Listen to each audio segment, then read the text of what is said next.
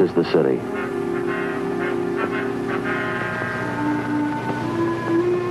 A lot of places to go, a lot of places to see. Some of them spend the night on the boulevards. Some of them spend it alone. Most of the people pay their way. A few of them try to get something for nothing. They're my worry. I'm a cop.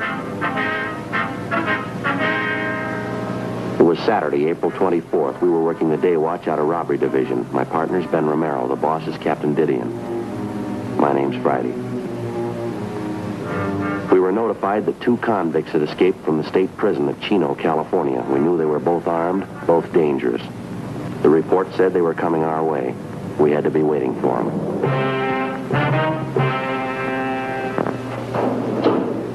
Morning, Joe. Oh, hi, Crowley. What's doing? Any word on those escaped prisoners? Nothing this morning, no. Captain would like to see you right away, Joe. Okay, Ben check in yet? No, he hasn't. It's getting a little late, so it must have held him up, huh? Captain wants to see you right away. Some bad news. Well, what's it about, do you know? Maybe it'd be better if he told you. Okay. Check you later. Oh, morning, Joe. Morning, Captain. You want to see me? Yeah, come on in, sit down. Got some bad news, Joe, real bad. Oh, what about? I know how much it means. I wish I didn't have to be the one to tell you. Well, tell me what. I'm sorry, Joe. It's about Ben. Something's happened. Ben, what do you mean? We heard about it early this morning. I thought about calling you. Figured it'd be better if I told you in person. What's the matter? Ben sick? He's dead, Joe. Ben's dead early this morning. What? Yeah, sorry. Heart attack happened a little after 6 o'clock this morning. Oh, no. Got out of bed, started dressing to go to work. Went downstairs, put a pot of coffee on, make some toast. His wife heard him fall. She went downstairs. She found him already dead. It went fast. I don't get it. It couldn't be. I'm sorry, Joe. It means a lot to all of us. Well, I don't get this. Ben didn't have any trouble with his heart. He never mentioned anything about that. Maybe that was the trouble. It was his heart, all right. When his wife found him, she called the doctor and the fire department rescue squad. They worked over him for about an hour. No use. Then his wife called me, enough to tear your heart out. I can't believe it. What did she say? She didn't break up. Too shocked to realize it, I guess. Sounded apologetic. She said, "I'm sorry, Captain. This is Mrs. Romero. Ben died this morning. Thought you ought to know. Ben's dead." This is terrible. It's a lousy shame. She kept saying the same thing over again. "I'm sorry, Ben's dead. I thought you ought to know. Ben's dead." I tried to talk to her. Wasn't much use. Excuse me. I'm sorry. You were with him a long time. Yeah, 11 years. The day I came on the job, they assigned me as his partner. It's a tough one. It's hard to believe. It's tougher on his wife. Well, look, if it's all right with you, I'd like to go out and see her. All right. I wish I could give you the day off, Joe. I know what it means to you. The escaped convicts thing, I just can't spare you. Oh, it's all right. I just soon work. I figure I ought to talk to Amy, though, his wife. Might help take the edge off it for her, huh? Sure, go ahead. Joe. Yeah? I know what it is. I've been on the job 19 years. I've lost 2 partners, good cops. One of them was killed in the line of duty. The other one worked at his job until he dropped. It's the same, Joe. Yeah? In my book, they both rate medals.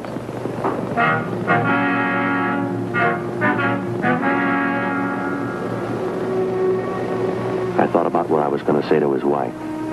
I thought about his little boy. I thought about Ben. 11 years I'd been working as a cop, and all of a sudden it wasn't the same anymore. I thought about the first day I met Ben. I was a rookie. I remembered what he taught me. I thought about what I owed him. I thought about thousands of cops just like him all over the country. The ones that came before us, the ones that'll take our place. I thought about their lives, what they meant, what their jobs meant. I thought about Ben. 11 years. Stakeouts, the early morning watch, interrogations, office duty. You could cover it in volumes or write it on the back of an envelope. He was a good cop. He was a good friend. There wasn't much else to say. It was a big loss. I went over to Ben's house for about an hour and I talked to his wife. I told her to call me if she needed anything. Then I checked back in at the office for work. Temporarily, Officer Frank Smith was assigned to work with me. The big problem at the moment was a pair of escaped convicts. Smith and I drove out to run down a possible lead. 11:05 a.m. We got to the address listed, the Cathedral of St. Augustine. We checked at the rectory.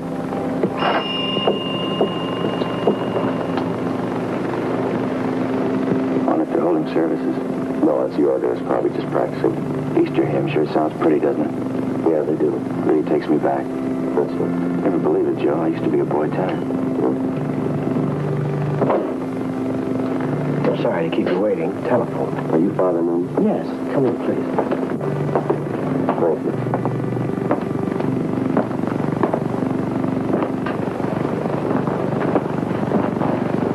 The police officers, Father. I see. This is my partner, Frank Smith. How do you do? How do you do, sir? My name's Friday. How do you do? I'd like to talk to you a few minutes if you have some time, Father. Of course. Sit down, gentlemen. Thank you.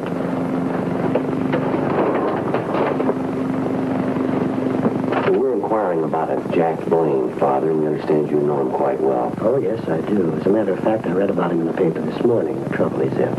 Is that what you wanted to talk about, Sergeant? Yes, sir. We're making a check on all his known friends and relatives. Oh, very unfortunate, wasn't it? Did the newspapers get the story correct? Yes, sir. I'm afraid so.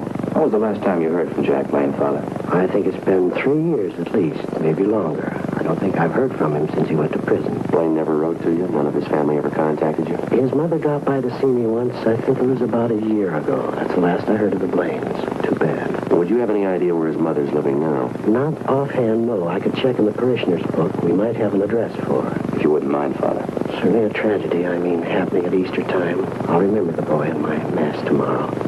Lord knows he can use some prayers. Yes, sir, I guess he can. How about Blaine's friends and relatives, Father? Besides his mother, do you happen to know any of them? Yes, I believe there's some of them still living in the parish. I'll have to go through the addresses in my visiting book. Right. The newspapers weren't too specific. How did he manage to escape the way he did?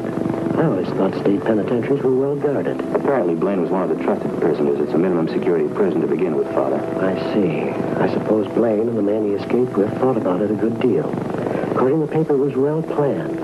When did they get away, last night? This morning, prison officials figure about 2 a.m. They slept a guard and went over the fence. Somehow, the two of them got hold of a gun. They held up a motorist on the highway and stole his car. That's the last report we've had. Terrible. Did the police consider them dangerous? Well, they're armed. Both of them were doing time for robbery. They both used guns before. Can you think of anyone in particular Blaine might contact if he should come back to the city, Father? No, I don't think so. No one in particular. He was never very close to his parents. I knew Jack very well when he was younger. Roughhouse type, lots of energy. Nice boy, though. He had a bad home life. Oh, that's so? His father used to run around and drink quite a bit. He took the pledge 2-3 times. He never kept it, though. The mother didn't help much either. Too bad. How about possible contacts he might have out of town, Father? Can you help us there at all? I'm afraid not, Sergeant. I think Jack knew some people in San Francisco. I don't know their names or addresses, though. I haven't any idea. Mm-hmm. And there's no special person or place that you know of that he'd be likely to go if he heads back for Los Angeles? No, none I can think of. Do you imagine he'd be likely to come back here? Well, we're not sure. Last report we had seemed to indicate Blaine and his partner were heading this way. Prison's only about 40 miles away. Could be there in the city now. I don't understand. With all the police looking for them, why would they come back here? Well, they probably figure they can find cover a lot easier than they could out in some of the small towns. Sergeant. Yes, Father? Do you think they'll have trouble taking Jack? Can they take him alive? Well, we'll try our best to make it that way. It's just like I told you, Father. He's got a gun. If he's cornered, there's a good chance he might try to shoot his way out. It's discouraging sometimes. I try to help them. I pray for them. Young thieves. I only hope they're all as lucky as he was. How's that, sir? Table over there. Figure of a man on it? Oh, yeah. It's a statue of Dismas. One of the luckiest men who ever lived. I like to tell fellas like Jack about him. I don't think I understand, Father. You know the story of the crucifixion? The two men who were crucified with Christ? They were both thieves. Mm-hmm. A few minutes before he died, one of the thieves turned to Christ on the cross and confessed his crimes. Asked our Lord to remember him. Christ told him, "This day you'll be with me in paradise." The man's name was Dismas. We like to call him the good thief. Oh, yeah. I told Jack about it. He should have remembered it. Yeah, I guess so. I told him you never give up hope. You can make the grade in the last 5 minutes of your life. Jack ought to know better. He ought to remember. Sir? The good thief. He made it with a prayer, not with a gun in his hand.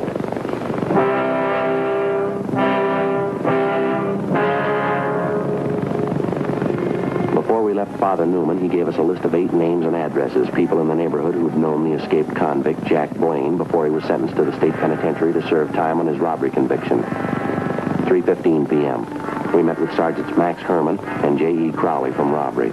We divided the list of names in half and began checking them out. How about you? No luck on our end either. Last I heard of him was when he was sent out 2.5 years ago. When finishes that? Any late reports at all? Yeah, there's teletype in the sheriff's office. Was waiting here when Max and I got back. Guess our hunch was right. Looks like they're headed this way. How do you mean? Somebody spotted them? Just this side of West Covina. They held up a grocery store, slugged the owner. We got $23.40. Not gonna take them far. Descriptions match out? Yeah, perfectly. Suspects believed to be 2 prisoners who escaped the state from California Institution for Men Chino, Jack Blaine and Wesley A. Russell. Something else. Yeah? The grocery store they knocked over. They picked up another gun, the owner's. Description and serial numbers on it here. They got 20 rounds of ammunition, too. Supplementary APB's already out on it. How about a car? They switch over? If they have, we don't know about it. Apparently, they're still using the Buick coupe they took from that motorist this morning. No reports on it, though. That's a queer one. You'd think somebody would spot it. They got the highway patrol working this. Highway patrol, sheriff's office, our department, everybody you can name. By the way, you had R&I pull their mugshots, didn't you? Yeah, both of them, Blaine and Russell. They're running off the duplicates now. 500 of them. They should be ready pretty soon. Pretty good shots? Mm-hmm. Stand-up mugs, fairly recent. They were made the last time we had the 2 of them through here. How about that other list of their friends and relatives we pulled from their packages? Young and Michaela were checking them out, weren't they? Probably still are, no word from them yet. How do you size the 2 of them, Joe? Blaine and Russell? I don't know. It's a tough combination. Russell's older. He's got the nerve. Any way you figure it, it's not going to be easy. The guns and the ammunition they grabbed, that ain't going to help much either. Guess the roadblocks are up, huh? Highway patrol take care of that? Yeah, all set, working now. All our special details have been alerted. Airports, bus depots, train terminals, just about everything covered. Robbery, Crawley. Yeah, Mac, how is it? You'll stay on it, huh? Right, see you later. Caleb, he and Young are still checking on friends of Russell and some of the places he hung out. Any luck? Nothing yet. Either one of you see the captain on the way in? No, he said he'd be over at the sheriff's office, didn't he? Okay, I got it.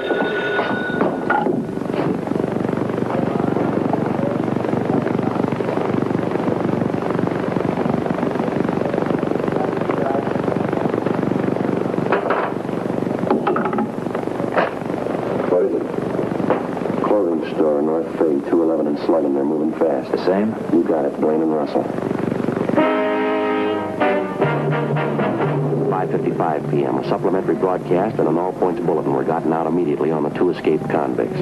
While Crowley and Herman stood by at the office, Frank Smith and I picked up duplicate mugshots of the suspects and drove out to the scene of the robbery. It was a men's clothing store near the intersection of North Figueroa and Merced. We showed a group of mugshots to the victim, and he definitely identified Blaine and Russell as the holdup men. The robbery had netted them less than $20. We relayed all the information we got back to communications immediately, and another supplementary broadcast was gotten out on the 2 fugitives. An hour later, at 7:05 p.m., Frank Smith and I got a call to return to our station. We went back to the city hall. At 7:38 p.m., Blaine and Russell hit again, this time at a sporting goods store in the San Fernando Valley. It netted them $94, a .30-30 hunting rifle, and 200 rounds of ammunition. According to the broadcast, they were last seen heading north through the valley in the Buick coupe, the original escape car. Got a hunch, Joe. It's going to be a long night. That's a rough one. Guns and ammunition. If they want to make a stand, they're all ready for it. Can't see how they get too far, though. In that hot car, roadblocks up. Somebody's bound to stop them. Well, they're doing all right so far, aren't they? Friday. Smith. Yeah, Captain. Communication to Ventura Sheriff's Office. Blaine and Russell were spotted just across the county line. Sheriff figures he's got them boxed in. How close? A lot of territory, 20 square mile circle. They say they got Blaine and Russell somewhere inside. We're sending up men to help out. You're 2 of them. 20 square miles going to take a lot of men. If we need more, we'll get them. It's no easy touch. They're desperate. You heard the latest? What's that? You know they got 3 guns and a load of ammunition. Yeah. Last place they hit in the valley, they served notice. Yeah, what's that? They're not going to be taken alive, either one of them.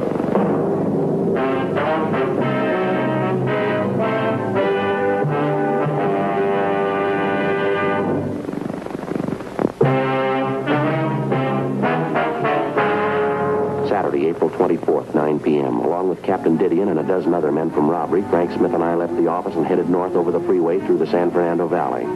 The area where the 2 escaped convicts were reportedly surrounded was just the other side of the Ventura County line.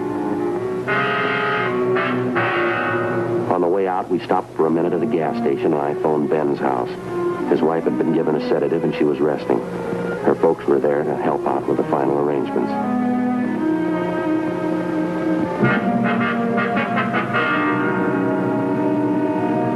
10:15 p.m. We arrived at the meeting point on the edge of the blockaded area from which the search was being directed. Communication facilities had been set up. There were over 500 men taking part in the hunt. From our office, the L.A. Sheriff's Department, the State Highway Patrol, Ventura Sheriff's Department, and a couple of dozen private citizens who lived in the area. Together with Max Herman and Crowley, Frank Smith and I took up our positions in the line of men that stretched north and east, then north again, circling the entire area, 20 square miles of it. The line drew slowly inward. 12 midnight, 1 a.m., no sign of the suspects. We stayed at it all night. Sunday, April 25th, 9 a.m. A half dozen planes from the Sheriff's Aero Squadron continued patrolling the entire area.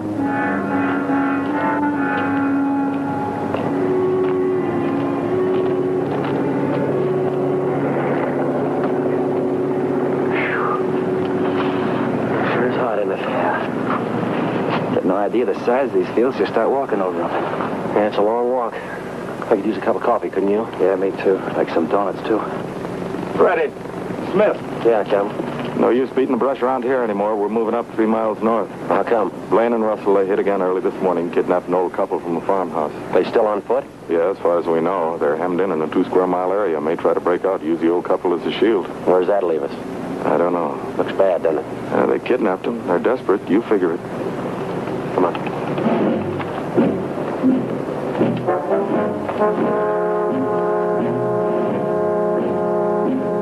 10:15 a.m. All of the men in the search party were shifted north to the area where the 2 escaped convicts and their kidnapped victims were last seen.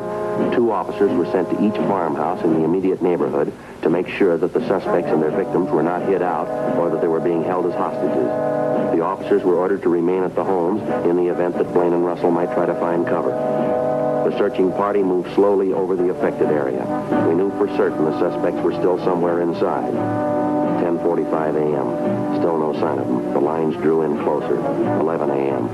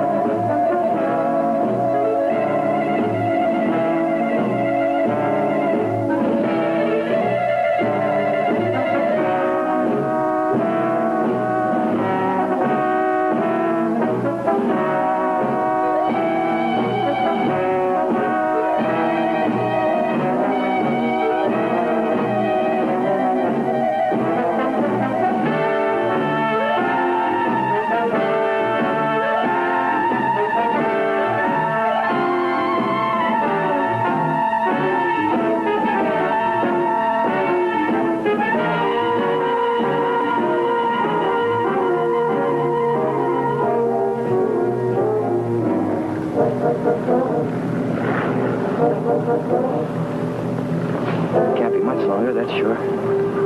Can't understand it. We should have jumped them by now. It's only a few hundred feet to go. There's the other line coming toward us. Yeah. Wonder if they could have slipped through. I don't know. It beats me. Joe, Frank, Hi, Crowley. Any word? we found the old couple tied up in an irrigation ditch half mile south of here. They all right? Yeah, they're okay. Old lady's forehead, bad head wound, but she was slugged. Her and her husband have been taken to the hospital. How about Blaine and Russell? No word. Just heard the captain ask for the bullhorn. He's over there now with Sheriff Durley. We couldn't have got through the lines. They got to be around someplace. The Sheriff's Aero Squadron's all over the place up there, aren't they? Sure doesn't figure. We've combed every foot of this neighborhood. Attention all officers. Attention all officers. This is Captain Didion. Return to your posts immediately. The search has been canceled. The search has been canceled. How about that? I don't know. Come on, let's find out.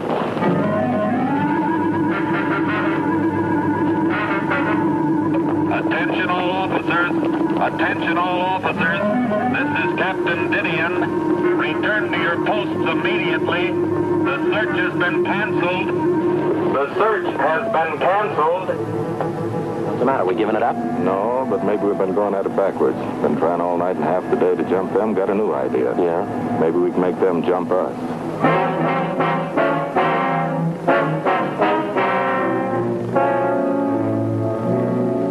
11:30 a.m., Captain Didion and Sheriff Durley ordered the men to return to the sheriff's office. With the exception of 2 deputy sheriffs, Captain Didion, Sheriff Durley, Frank Smith, and myself, the rest of the searching party vacated the area. The plan was to give the general impression that the search had been canceled in the hope that it might bring the suspects out in the open. Captain Didion and Sheriff Durley decided instead to try and lure Blaine and Russell from wherever they were hiding out. Each of the small farmhouses in the immediate neighborhood, 8 of them in all, were already under surveillance. Each of the occupants were requested to park their cars in a conspicuous place outside their homes with the distributor head removed. In the event they heard anyone trying to start their cars, they were to remain indoors.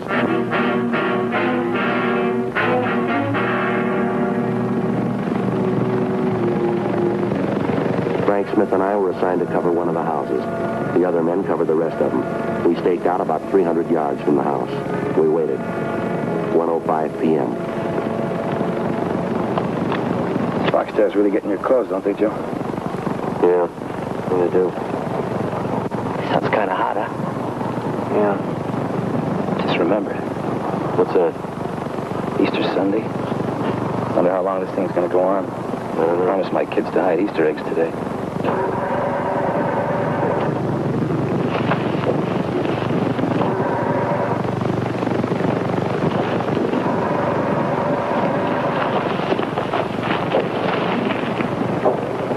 It looks like them. Come on.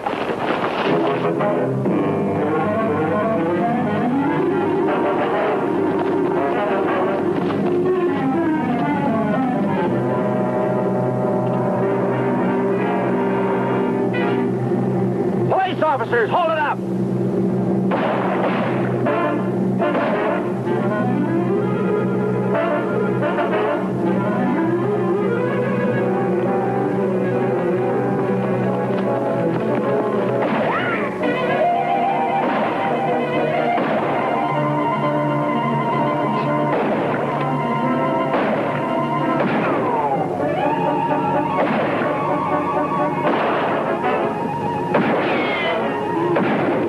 Frank?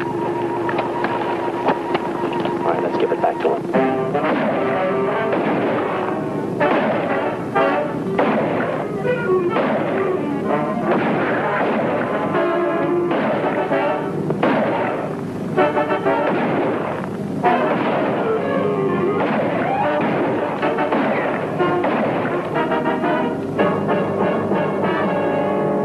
Don't shoot! Don't shoot!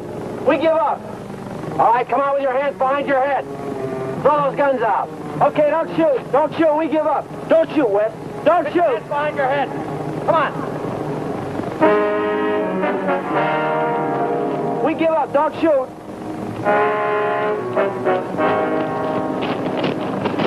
All right, get over there by that wall. Come on, move.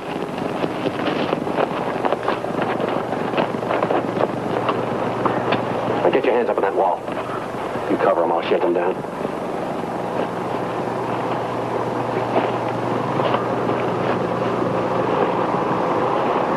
All right, hands behind your back. Not you, keep them up there.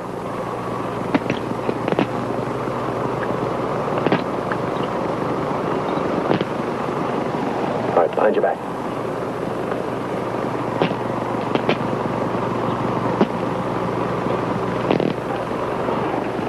You want to keep them covered, I'll go get the car, Ben. Excuse me, Frank. It's all right. Too bad he wasn't here today. How can you tell for sure? 15th trial was held in Superior Court, Department 88, City and County of Los Angeles, State of California. In a moment, the results of that trial.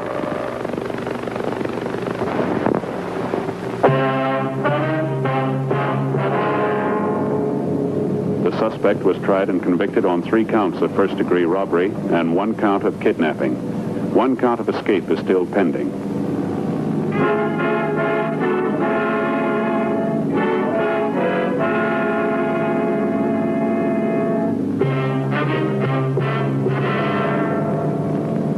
His accomplice was tried and convicted on the same charges and received a like sentence.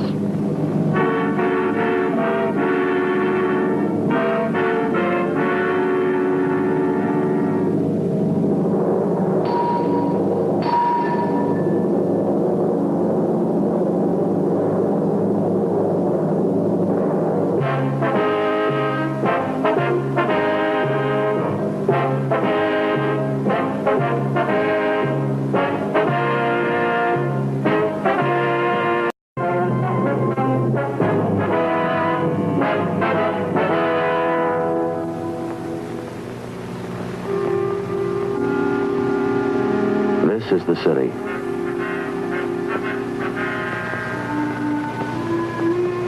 A lot of places to go, a lot of places to see.